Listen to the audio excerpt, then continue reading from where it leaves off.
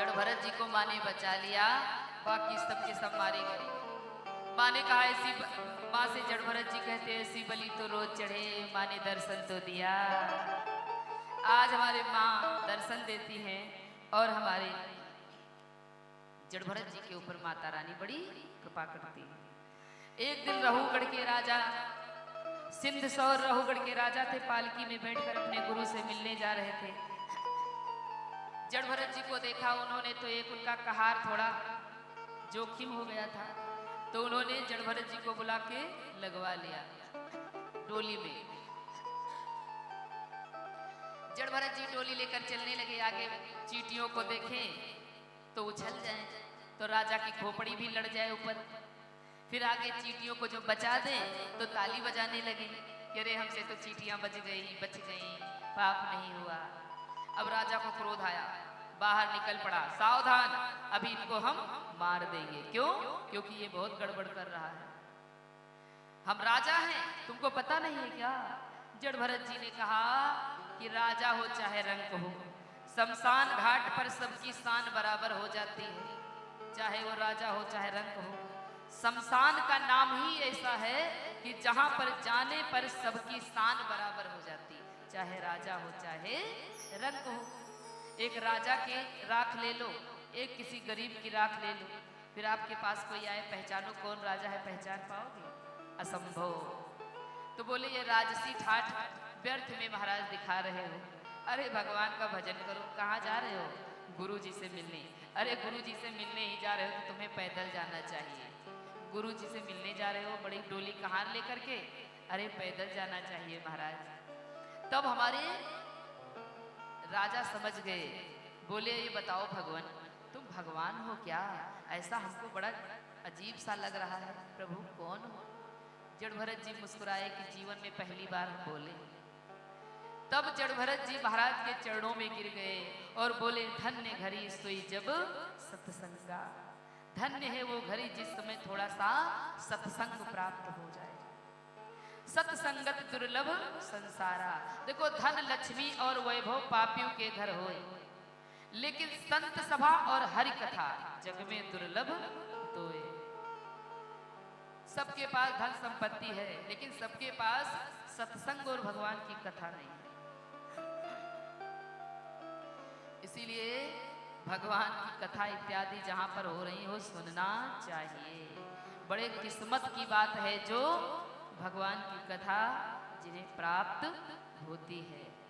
देखो कुछ ऐसे भक्त हैं प्रथम दिवस से ही दौड़ दौड़ के आते हैं, तो भगवान की जब बंसी बजती थी तो गोपियां दौड़ लेती थी, तो आप लोग कहाँ मानोगे, भगवान ही बुलाते हैं, पकड़ के हाथ दौड़ के ले आते हैं कि चलो भाई जल्दी से हमारी कथा में पहुंचो।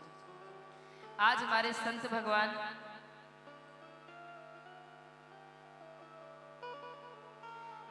आज जड़ भरत जी महाराज के चरणों में गिरे और बोलिए जड़ भरत जी महाराज जय हो। बोलिए कृष्ण कन्हैया लाल की, राधा रानी सरकार की। आइए हमारे बीच अभी जो यजमान चाचा जी हैं, इनके जमाई राजा जो हैं उनके पिताजी का आगमन हुआ है, तो आप आकर इस व्यासपीठ पर आकर दीदी श्री जी से आशीर्वाद प्राप्त करेंगे। और जहाँ भी हो आवाज हमारी पहुँच रही है तो यथाशीघ्र उपस्थित हो जाएं।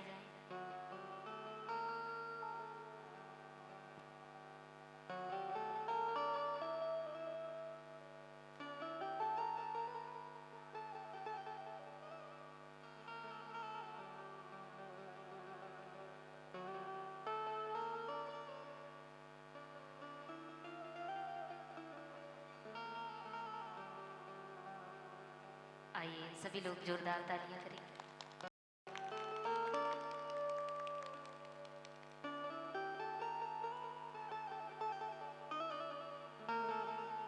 बोलिए कृष्ण कन्हैया लाल की। और आइए कथा में प्रवेश करें। बोलिए राजा रामचंद्र भगवान की। आगे हमारे श्री सुखदेव जी महाराज कथा को सुना रहे, राजा परीक्षित कथा को सुन रहे हैं। राजा परीक्षित जी महाराज प्रश्न करते हैं, भगवान कथा से किसी पापी का भी कल्याण हो सकता है जो जीवन भर पाप किया हो? सुखदेव जी महाराज मुस्कुराने लगे, अच्छा पापियों का भी कल्याण कराना चाहते हो, आओ हम आपको एक छोटी सी कथा सुनाते हैं। एक त्रिकूट नाम के स्थान पर एक हाथी रहा करता था। वो हाथी इतना बलिष्ठ था कि 10,000 हाथियों का उनमें बल था। वो अपने घमंड में रहता था कि हमारे से बढ़ के कोई संसार में है नहीं। एक दिन वो जंगल में पानी पीने के लिए गया और उस पर्वत के पास में बड़ा सुंदर सरोवर था, जो त्रिकूट नाम का पर्वत था। बड़ा ही सुंदर सरोवर था। पानी पीने गया और पानी को पिया, फिर एक दूसरे में खेल करने लगे। पानी हाथी हथनियों पे डाले, हथनियां हाथी पे डाले, बच्चे भी ताली बजाएं, खूब आनंद ले। उसी समय देखो, पानी का सदुपयोग करना तो अच्छा है, पर दुरुपयोग करना पाप माना जाता है। जिनके घरों में निरंतर टोटियों से पानी टपकता रहता है, उनके घर में दरिद्रता आती है। आप लोग कहते हो ना, हमारे घर में धन आता है पर टिकता नहीं है, पता नहीं क्या हो गया है। जिनके घर में टूटे बर्तन पड़े रहते हैं, उनके घर में दरिद्रता आती है। कईयों घरों में मैंने देखा है, टूटी थाली में भोजन करना, टूटे लोटे में जल पीना, दूसरों को भी पिलाना, ये सब दरिद्रता का प्रतीक है। उसे फेंक दो, बदल लो, दूसरा ले आओ। चारों तरफ से गिलास टेढ़ा है, गाड़ी खुदे चढ़ाए हैं, दरवाजे पर कोई मेहमान आ जाए उसे ले जाके पानी दे देते। अब वो बेचारा सोचता है किस कोने से हम पिए। तो चारों तरफ टूटा है तो चूक जाओ तो ओठ ऊपर से फट जाए, पानी बाद में पियो। दरिद्रता आती है। जिनके घर में टूटे शीशे लगे रहते हैं, अब मेज बनवाया उन्होंने, मेज का शीशा टूट गया, फिर भी उसको किसी अच्छे से पॉलीथीन लगा करके ढक दिया और वो टूटा भी चला रहे घर में, उसे तुरंत फेंक देना चाहिए। ऐसे बहुत दरिद्रता आती है। किसी के चप्पल यदि इंसान पहन लेता है, जैसे हम लोग कथा भागवत में कहीं जाते हैं, अपना चप्पल पुराना है तो छोड़ देते, दूसरे का नया पहन आते हैं, होता है ना ऐसा।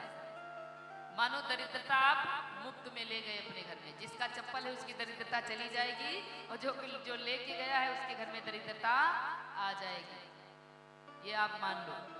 तो किसी की चप्पल गलती से भी नहीं लेना चाहिए, अपना ही सही है, इससे दरिद्रता आती है। तो गजराज जो थे तो वो नहाने लगे, पानी का दुरुपयोग कुछ ज्यादा ही करने लगे। अब नहाओ तो ठीक है 1-2 बाल्टी, लेकिन 100 बाल्टी इधर फेंको, 20 इधर फेंको, 2-4 उधर फेंको, ये कहाँ का नियम है।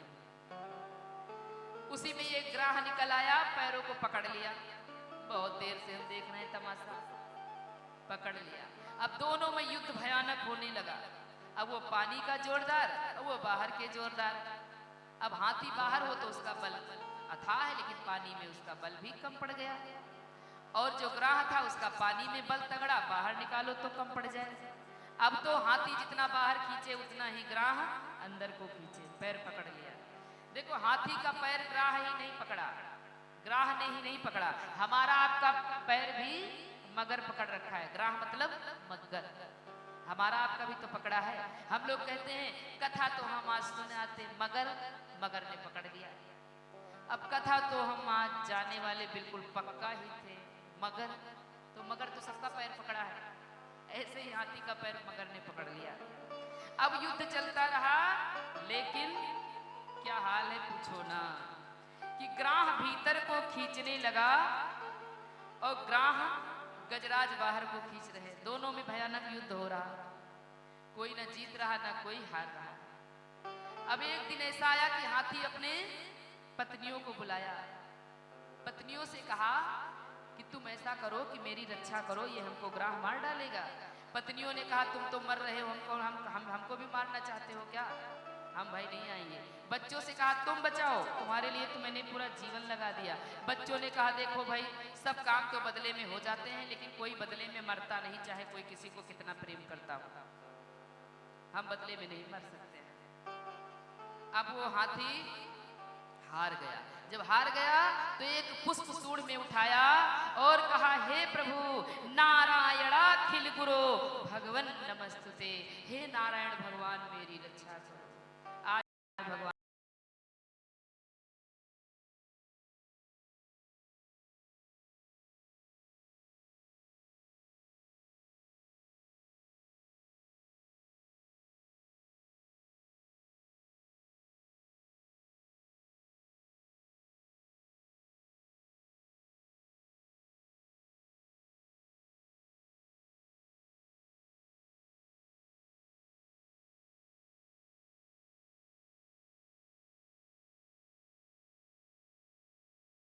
है।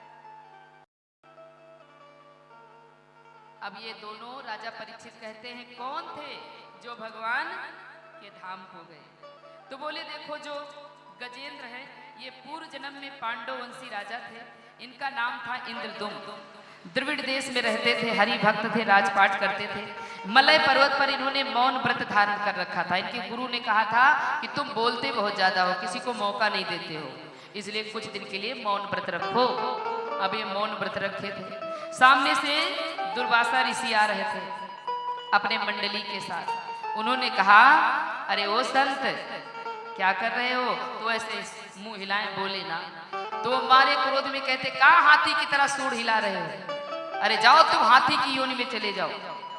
अब ये बोले, अरे महाराज हम कहाँ व्रत कर रहे थे, हमारे गुरुजी ने कहा था आप हमको श्राप दे दिए। तो बोले, अच्छा जाओ, हाथी तो तुम पक्का बनोगे, लेकिन तुम्हारा उद्धार भगवान करने के लिए आएंगे। ग्राह कौन था? ये ग्राह पूर्व जन्म का एक हुहू नाम का गंधर्व था। ये अपने बच्चों के साथ एक बार सरोवर में गया तो एक संत भगवान अर्चन कर रहे थे, सूर्यदेव भगवान को जल दे रहे थे। ये बच्चों को खुश करने के लिए पानी के नीचे नीचे जाता और संत भगवान के पैरों को पकड़ लेता। अब संत भगवान डर के मारे हिल जाते, बच्चे खिलखिला के हंस लेते। संत भगवान ने कहा, देखो ये ना करो, हमको पूजा करने दो, आप जाओ। पर ये दोबारा फिर वही काम, तिबारा फिर वही काम। तो संत ने दे दिया श्राप कि बहुत पैर पकड़ने का शौक है, जाओ तुम मग्गर हो जाओ और सदा पानी में ही रहो। अब वो बोला, प्रभु हमको आपने व्यर्थ में दे दिया श्राप, मैं तो अपने बच्चों को खुश कर रहा था। संत ने कहा, तुम मगर तो पक्का बनोगे, लेकिन तुम्हारा उद्धार भी भगवान कर देंगे।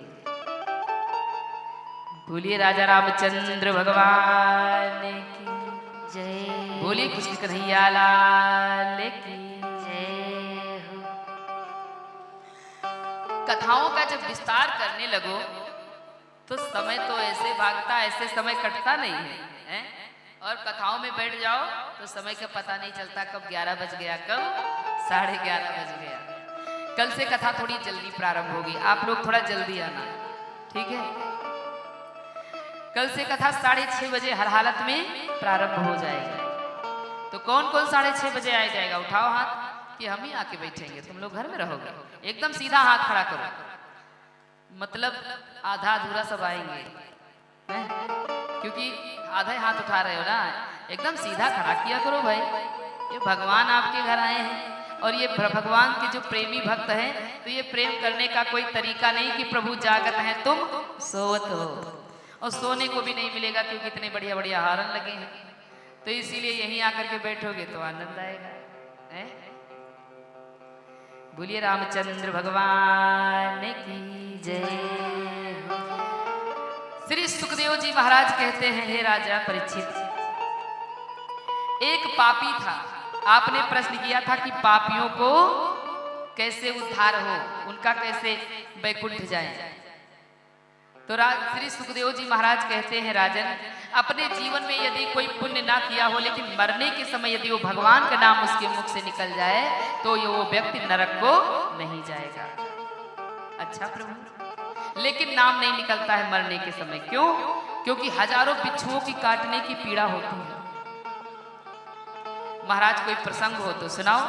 सुनो, एक अजामिल नाम के ब्राह्मण थे, धर्म कर्म में सर्वश्रेष्ठ थे। एक दिन पिताजी ने कहा, बेटा जाओ जंगल से लकड़ी ले आओ, थोड़ा हवन कर ले।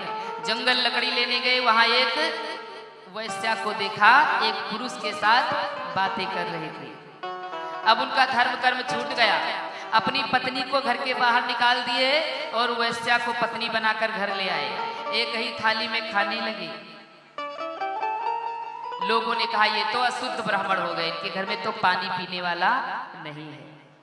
उनके गर्भ से 10 बच्चे हुए। 10वां बच्चा जब गर्भ में था तो एक संत भगवान ने आशीर्वाद दिया था कि 10वां बच्चा जब होगा तो इसका नाम रख देना नारायण। तो 10वें बच्चे का नाम रखा गया नारायण।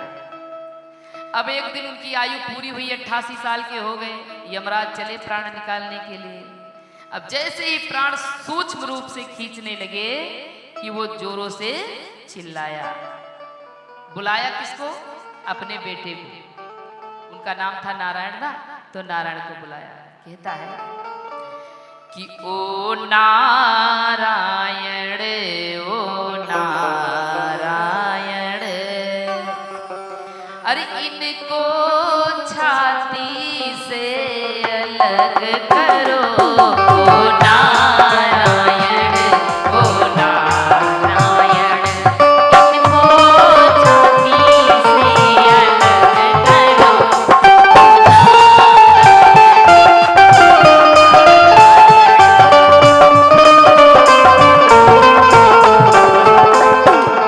ओ नारायण, ओ नारायण, इस दीनहीन की खबर करो। ओ नारायण, ओ नारायण,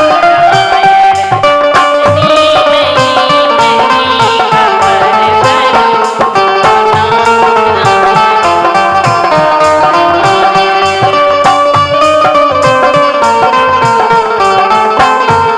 यह काले काले काल दूत धाहा मुझको डरवाते हैं।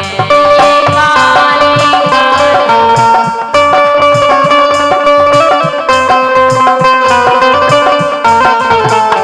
ओ नारायण, ओ नारायण, ले बचा मुझे ओ नारायण।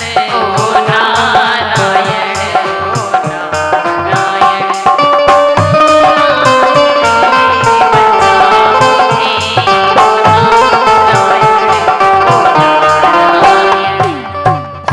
बोलिए नारायण भगवान। अब अपना बेटा तो सुना नहीं, नारायण भगवान के कान फट गए। आजकल बच्चों के नाम भी रखो ना तो ऐसे नाम रखो कि बुलाओ अपने बच्चों को, लेकिन नाम निकले भगवान का। आजकल बच्चों के नाम लोग ऐसे रख लेते हैं कि स्वयं नहीं कह पाते। पता नहीं क्या क्या नाम रखते हैं। ऐसा नाम रखो कि यदि अपने बच्चे को बुलाओ तो भगवान का नाम निकले। देखो अपने बच्चे को बुला रहा था आजामिल कि अरे बेटा बचा लो मुझे, लेकिन बेटा तो सुना नहीं, पर जिनका नाम रखा था ना वो सामने अपने पार्षदों को भेज देते हैं, जाओ देखो जाके हमारे भक्त पर बड़ा कष्ट है। भगवान के पार्षद आए और यमराज के दूतों से कहा सावधान, आप इनको नहीं मार सकते हो। क्यों? ये मरने के समय भगवान का नाम लिया है। यमराज के दूतों ने कहा भगवान का नाम नहीं लिया, अपने बेटे का नाम लिया। भगवान के पार्षदों ने कहा नाम किसका है? इन्होंने तो अभी कितने दिन हुआ नाम रखा है, हमारे श्रीमन नारायण का नाम पता नहीं कितने वर्षों से है। अब हमारे नारायण भगवान का नाम कोई बेटे का नाम लेकर पुकारे, पिता का नाम लेकर पुकारे, मित्र का नाम लेकर पुकारे, नाम तो हमारे नारायण भगवान का है, इसीलिए तुम इन्हें नहीं ले जा सकते हो। आज छोड़ना पड़ा, भाग गए यम के दूत। अब ये पूरी बात अजामिल सुन रहे थे। अरे बोले हे भगवान, अपने बेटे का नाम रखा था तो हमारे लिए भगवान के पार्षद आए, अगर भगवान को मैं याद करता तो भगवान हमारे लिए आ जाते, हमसे बहुत बड़ी भूल हो गई। जैसे ही चेतना में आए, घर द्वार त्याग कर जंगल में भगवान का भजन करने के लिए निकल पड़े। बोलिए श्रीमन नारायण भगवान जय। आइए उस कथा में प्रवेश करें जिस कथा को हम सभी का इंतजार है। पांडाल सजाया गया है और ये गुब्बारे चमचमा रहे हैं क्योंकि हमारे ठाकुर जी आने वाले हैं। बोलिए कृष्ण कन्हैया लाल की जय। आइए नवम स्कंद की कथा में हमारे रामचंद्र भगवान का आगमन हुआ। राम कथा हम सब जानते हैं। राम कथा में प्रवेश करेंगे तो हमारे कन्हैया का जन्म होना सवाल ही नहीं उठता है। हमारे राघव सरकार की भी कथा बहुत है, हरि अनंत हरि कथा अनंता। तो हमारे रामचंद्र भगवान को हम लोग प्रणाम करते हैं और हम कृष्ण कन्हैया लाल के प्रागट्य में प्रवेश करते हैं। बोलिए रामचंद्र भगवान की।